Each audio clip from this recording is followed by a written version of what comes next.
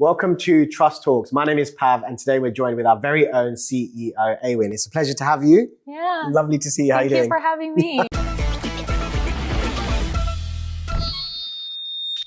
So now Trust Wallet for us is that we wanted to make on-chain utilities accessible for everybody.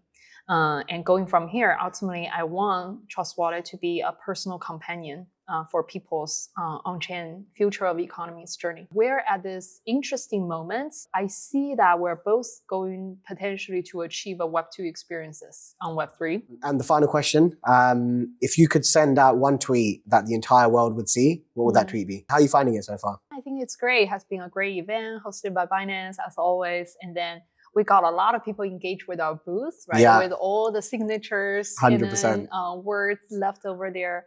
And yesterday we have some really good get together with our partners as well as our community members. So I think that's actually a great blend because typically you're just going to a BD meeting, but then you don't meet users or community members.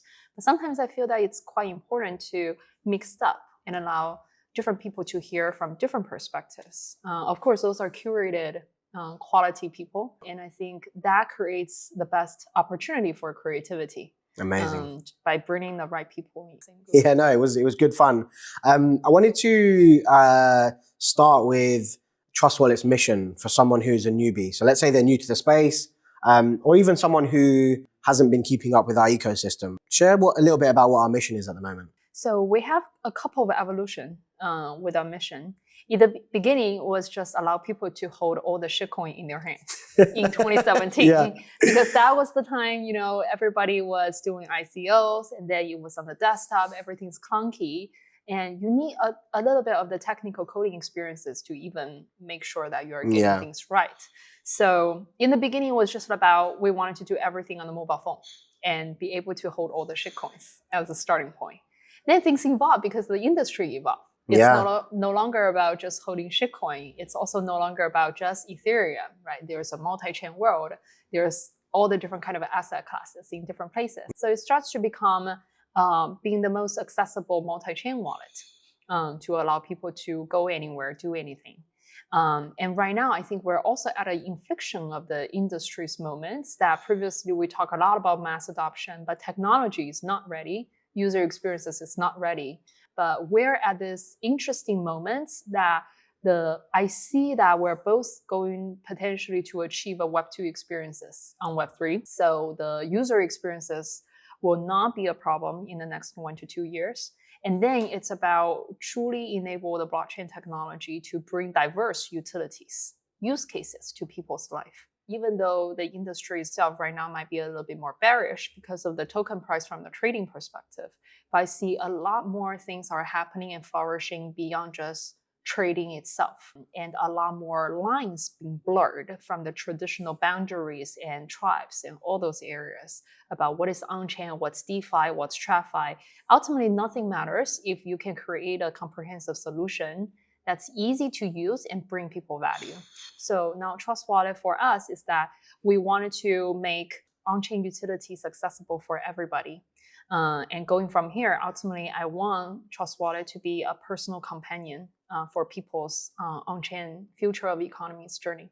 We know the importance of having a seamless onboarding process and a user experience. And then once those funds come into our ecosystem, it's like, how can we really maximize how you use those funds? How can we really integrate them into your lifestyle, whether it's our stablecoin earn that we have coming out, and really integrating that so people have this companion that you're talking about that they can use, the D-Bank can use to really have self-custody and have control of their funds. Yeah. In just a few words, how important would you say self-custody is in 2025?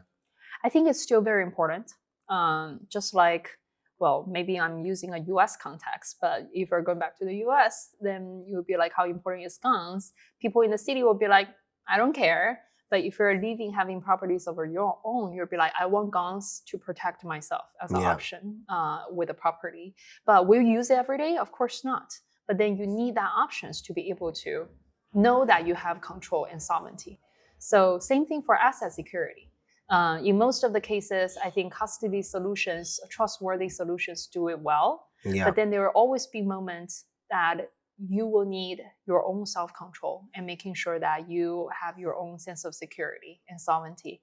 So I would say it's no longer do custody or do self-custody. It's about what's the best combination of custody and self-custody. So self-custody should always be a very important option in people's asset security management in the future. It's a great point, because on Trust Talks, which we have our show weekly, we're constantly having conversations about mass adoption. How does that look?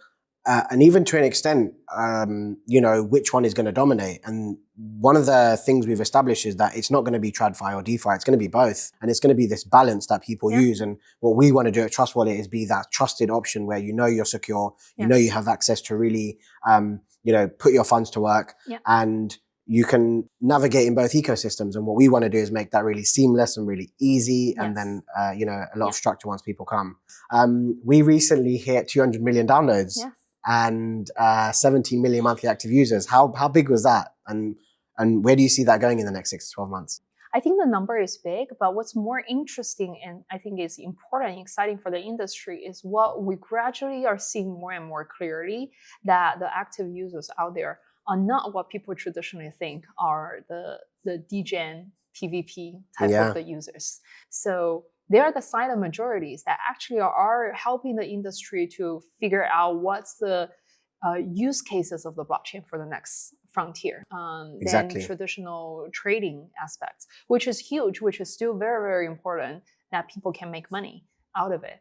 But this growing number of the active users that are not, we only have a very small amount of very active, like speculative trading users. It means that, wow, there's like a 90% of the bigger space that other people don't see, that there are lots of the needs that these users are exploring because of the easy send and receive, like cheap sending and receive, cheap being able to store the asset security, and then making passive investment and come out of it. There's almost two types of users in crypto. The ones that are within the ecosystem, using it for DeFi, using it for trading. And then you've got this other larger group of individuals, which dominates the majority. And that's 90% of people who need it as an infrastructure. They're debanked, they're dealing with inflation, they're dealing with many issues, and it's almost like their way out. And I think one of our strategies is to really tap into that and really support the people that don't just want to trade, but also need to have access to stablecoin earn, because they can actually use their funds and their hard-earned money is actually put to work. Exactly. So stablecoin is definitely one of the industry's killer app. I don't think it only serves as a financial infrastructure tools because of the trading needs, like a way to be able to calculate the assets in a stable format, stay in crypto, but also, as you said, hedging the inflations of the local currencies, or be able to more freely and cheaply send cross-border, send and receive. Stablecoin does do a tremendous amount of the role over there that is 10x the traditional finance institutions. So we see that behavior. But at the same time, there are a lot of the users that are holding the USDT or USDC stablecoin. They don't get the same kind of banking services. So sometimes the stablecoin, or when I'm thinking about it, I want that hopefully I one day can compete with the savings accounts that people are having, right? Like it's not just about, hey, I'm having stablecoin assets or USD assets, but it's also that they can provide much better yield and returns comparing to traditional TradFi rails. But of course, it varies by regions too. So we'll see how the adoption looks like. I mean, if we had more time, I would have loved to have gone down that conversation of how we're expanding into regions and what our strategies are, because we know how important, access is in these regions.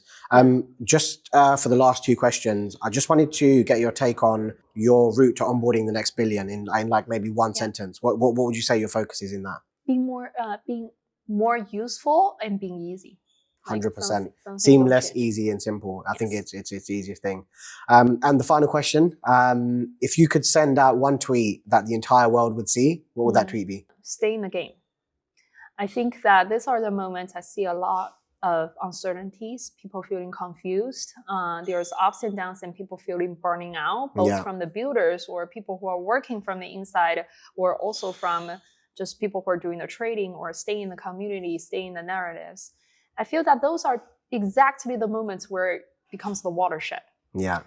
Being able to stay in the game, stay consistent and convinced for the long term, as long as the strategy makes sense, the vision makes sense, then the grind and the pain in the middle is something to endure for. Amazing. So stay in the game. Don't quit. Yeah.